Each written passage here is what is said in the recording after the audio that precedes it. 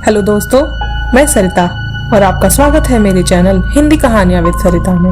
और आपके लिए मैं फिर से एक हॉरर स्टोरी लेकर आई हूँ। आप पूरी सुनिएगा कहानी, और अगर आपको कहानी अच्छी लगे और आप और कहानियां सुनना चाहते हैं ऐसे ही, तो चैनल को सब्सक्राइब कीजिए और कहानी को लाइक करके जरूर जाइएगा। आइए शुरू करते हैं। ये कहानी तब की है, लगभग 1970-1980 की रही होगी। ये कहानी गौरव ने सुनाई है।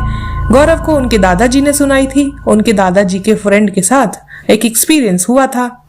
ये कहानी जब की है जब दादाजी फौज में नौकरी करते थे, और तब उनकी पोस्टिंग एक पहाड़ी इलाके में हुई जो एक बॉर्डर के पास थी। पहाड़ों में एक गांव बसा हुआ था। गांव शहर से बहुत दूर था। उस गांव में कोई अलग जनजाति रहती थी। वे लोग शहर से बहुत दूर थे, अपनी ही दुनिया में मस्त रहते थे। ज्यादा शहर में आना जाना नहीं था। उनका खाना पीना भी शिकार करना था, और जो भी पेड़ पौधे लगे थे या अपना खाना उगाना, उसी से वह अपना पेट भरते थे। उस गांव में सुविधाएं भी नहीं थी। मेरे दादाजी के दोस्त के साथ घटी थी यह घटना। उन्होंने बताया, मैं आपको उनके पॉइंट ऑफ व्यू से सुनाती हूँ। एक दिन मैं शाम को एक गांव के रास्ते से गया। मैं उस रास्ते से पहले कभी नहीं गुजरा। बस लगभग शाम का 4-5 बज रहे होंगे, लेकिन पहाड़ी इलाका था तो शाम जल्दी हो जाया करती थी। तो मैं उस रास्ते से जा रहा था तो अपनी धुन में था, पैदल पैदल था। तो देखा दूर में एक पेड़ के नीचे लड़की इधर उधर घूम रही है। ऐसा लग रहा था या तो किसी का इंतजार कर रही है या कुछ परेशानी है। मैंने ज्यादा ध्यान नहीं दिया। फिर मैं अपने रास्ते चला गया। फिर 1-2 दिन बाद फिर से मैं वहां से गुजरा तो देखा आज मुझे फिर वो लड़की दिख रही है। वहीं आसपास ही इधर से उधर घूम रही है, इधर से उधर घूम रही है। ऐसा लगता है कि किसी का इंतजार कर रही है। फिर मैंने सोचा, छोड़ो, मुझे क्या पड़ी है, मैं अपनी ड्यूटी के लिए लेट हो रहा हूँ। मैं चला गया। लेकिन मेरे मन में वही ख्याल आ रहा था कि लड़की पता नहीं कौन है, किस परेशानी में है। कल मिलती है तो पूछता हूँ, पर भगवान करे उसका काम हो जाए। फिर मैंने अगले दिन शाम को सोचा कि उसी रास्ते से जाऊंगा। अगर मिलेगी तो पूछ लूंगा, बेचारी लड़की पता नहीं कहाँ से आई होगी। तो मैं गया, देखा वो लड़की तो फिर वही है, किसी का इंतजार कर रही है। फिर मैंने एक चीज और नोटिस की। देखा कि ये रोज वही कपड़े पहनती है जो मैंने पहले दिन देखे थे, कल भी देखे थे। सेम कपड़े पहनती है। ऐसा तो नहीं कोई इसको पकड़ कर लाया हो और यहीं छोड़ कर गया हो। फिर मैंने सोचा, चलो आज पूछ ही लेता हूँ। मैं गया वहां पर। मैंने उससे पूछने की कोशिश करी, उसने सुना ही नहीं दिया। फिर मैं थोड़ा आगे बढ़ा तो मैंने उससे पूछा कि बेटा, कोई परेशानी है क्या? तुम मुझे कई दिनों से यहीं दिख रही हो, जैसे किसी का इंतजार कर रही हो। मैं थोड़ा और आगे बढ़ा। जैसे ही मैं उसके पास पहुंच ही रहा था तो अजीब सी घबराहट होने लगी। मैंने उसको पीछे से फिर आवाज लगाई, क्या हुआ, कोई परेशानी है क्या? आप मुझे बता सकते हैं? मैं यहीं फौज में नौकरी करता हूँ और यहीं बॉर्डर पर पोस्टेड हूँ। फौजी हूँ, कोई परेशानी वाली बात नहीं है। तो उसने एक अजीब सी आवाज में पूछा, क्या तुम्हारी शादी हो गई है? पहले मैंने सोचा ये ऐसा क्यों पूछ रही है, तो मैंने बोला, हाँ, मेरी शादी तो कब की हो गई, मेरे बच्चे भी हैं। तो बोली, जाओ तुम यहां से, तुम मेरी कोई मदद नहीं कर सकते। फिर मैंने जोर डालते हुए कहा, क्या आपको किसी ने धोखा दिया है क्या? कोई आपको पकड़ कर लाया है क्या? मुझे बताओ, मैं जरूर तुम्हारी मदद करूंगा। फिर एकदम से चिल्लाई, जाते हो कि नहीं? और मेरी तरफ मुड़ी। जैसे ही वह मेरी तरफ मुड़ी, मैं एकदम देख के पागल सा हो गया। ऐसा लगा आज तो हार्ट अटैक हो जाएगा, और मैं गिर गया। बस उसकी हल्की हल्की सी परछाई सी मेरे को समझ में आ रही थी, और मैं वहीं गिरकर बेहोश हो गया। फिर मुझे लगभग 3-4 घंटे के बाद होश आया होगा। तो मैं अपने कैंप पर था। तब मुझसे सब पूछने लगे, क्या हुआ, तुम्हारी तबीयत तो ठीक थी। तो मैंने सबको बताया कि मेरे साथ कुछ अजीब सी घटना घटी है। तो उन्होंने बोला, क्या घटी है? तो बोला कि मैं इस गांव के रास्ते से जब भी जाता हूँ तो एक लड़की मुझे दिखती है, पेड़ के नीचे बस इधर से उधर टहलती रहती है। मैंने 2-3 दिन तो कुछ नहीं बोला। जब मैं चौथे दिन गया तो मैंने उसको पूछा, तो पहले तो बोली, तुम्हारी शादी हो गई है क्या? फिर मैंने बोला, हाँ। कोई दिक्कत है तो तुम मुझे बताओ, मैं तुम्हारी हेल्प करूँगा। लेकिन जैसे ही मैंने उसको देखा तो वो एकदम, उसके बाल आगे बिखरे हुए थे, 2 दांत भी निकले हुए थे, और मैंने उसके पैरों की तरफ देखा तो पैर भी मुझे ऐसा लगा उल्टे हैं। तो मैं उसको ही देख के बेहोश हो गया। मुझे लगा आज तो मेरी हालत खराब है।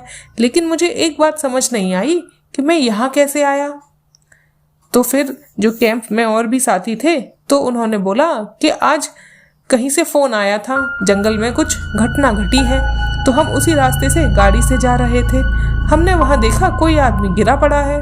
तो फिर हमने पास जाकर देखा तो देखा तुम पड़े थे। तो हम तुम्हें उठाकर यहाँ ले आए। 2-3 घंटे अब तुम्हारा इंतज़ार किया, तब तुम होश में आए हो। डॉक्टर को भी दिखाया। डॉक्टर ने बोला कि ये सदमे में इनको बेहोशी हुई है। तब एक फौजी ने बताया कि इस तरह की घटना और भी लोगों के साथ घटी गई है। मैंने बहुत बार सुना है। कोई कहता है कि एक कुंवारी लड़की थी, पास के गांव में शादी से पहले ही उसकी मौत हो गई। तब से वह उस रास्ते से निकलने वाले सभी आदमियों से यही पूछती है कि क्या तुम मुझसे शादी करोगे? तुम्हारी शादी हो गई है क्या? अगर कोई लड़का कुंवारा होता तो उसे नहीं छोड़ती। तुम्हारी किस्मत अच्छी थी कि तुम्हारी शादी हो रखी थी, तो तुम्हें उसने नहीं मारा। फिर एक और फौजी ने कहानी सुनाई। पास में ही एक गांव है। गांव में एक लड़की थी, उसका नाम था मेई। उसकी शादी के लिए बहुत दिनों से उसके घर वाले लड़का देख रहे थे, लेकिन उसकी शादी होने से पहले ही उसकी मौत हो गई। यह बात लगभग 2 साल पुरानी है।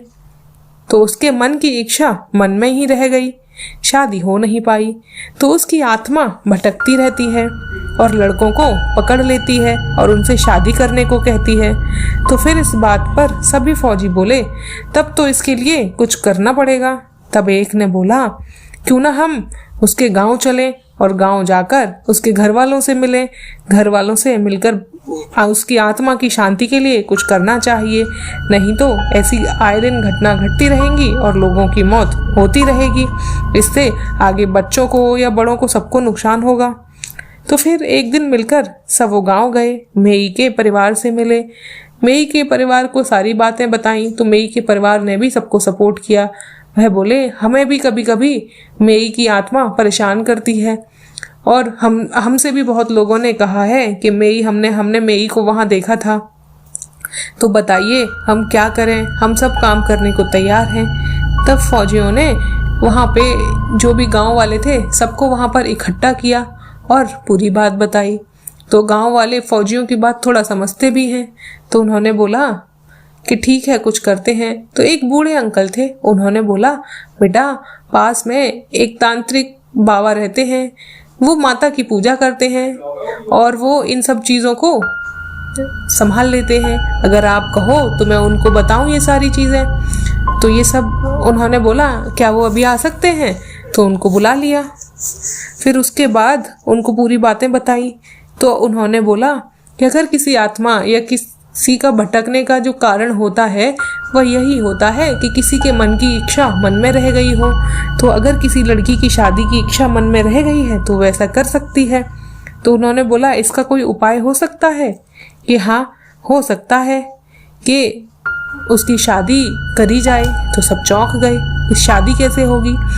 कि हम उसके लिए पूरी पूजा पाठ रखेंगे और मंत्र वंत्र पढ़ेंगे तो उसकी शादी करेंगे, तो उसको लगेगा कि मेरी शादी हो गई, तो फिर उसके बाद उसकी आत्मा को शांति मिलेगी। इस तरीके से सब राजी हो गए। पूर्णिमासी की रात को उसकी शादी का प्रोग्राम बनाया। तो सब वहाँ पर इकट्ठे हो गए। इस पूजा से ये था कि मेई की आत्मा को शांति मिलेगी। इसमें उन्होंने बोला कि एक आत्मा की शादी दूसरी आत्मा से हो जाती है, जिससे वह यह संसार छोड़ के अपनी दुनिया में चले जाते हैं। मेई के परिवार ने उसके लिए एक शादी की व्यवस्था कर ली। उम्मीद है कि इससे आत्मा की शांति मिलेगी। उसके बाद वो दिन आया जिस दिन मेई की शादी होनी थी। शादी के दिन गांव में सुबह से ही बहुत कोहरा हो गया, जिससे एक दूसरे को देखना भी मुश्किल हो रहा था।